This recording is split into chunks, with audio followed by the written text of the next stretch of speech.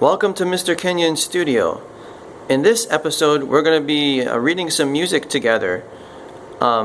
If you have the book I recommended in the last video, you can use your book. It's on page 14 and 15.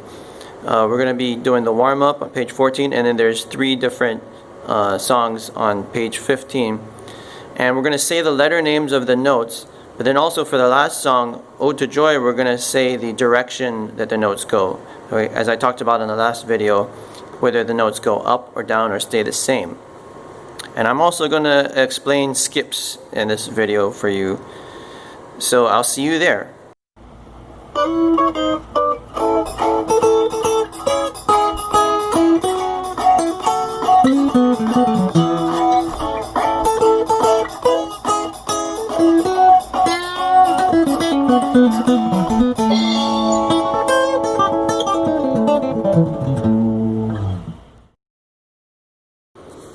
Okay, so this starts on a 3rd finger, which is an E. Same, up, up. Same, down, down, down, down. Same, up, up. Same, down, same. Left hand, 3rd finger, E. Same, up, up. Same, down, down, down, down. Same, up, up, down, down, same. So you should do that for all the songs that you practice. If the note stays the same, goes up or down. And regarding skips, so when the note goes up or down, it's either going to be a skip or a step. Mainly we're dealing with steps here. But there are some skips. You can tell a skip apart from a step because of the lines and spaces. It's a pattern, remember. If you're going up or down by step, it alternates between lines and spaces. So that's a space, that's a line. That's a space, that's a line. Space. Line, space, line, space, line. It alternates, okay? So you can tell those are steps, meaning one finger after the next. A skip, on the other hand, goes from a line to a line, or a space to a space, because it skips over either a line or a space. Does that make sense? So, look for those skips and make sure that you don't miss those. But majority of what you're going to be dealing with is steps. So this is a step, that's a step. This one here is a skip. You see that? Because they're both space notes.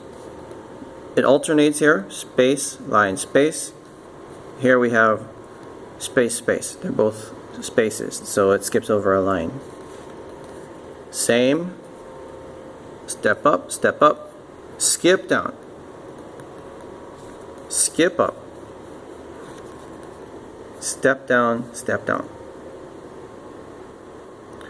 So you just need to practice that, and you'll get used to recognizing it.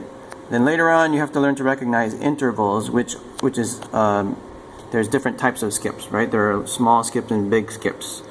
That's for another video in the future.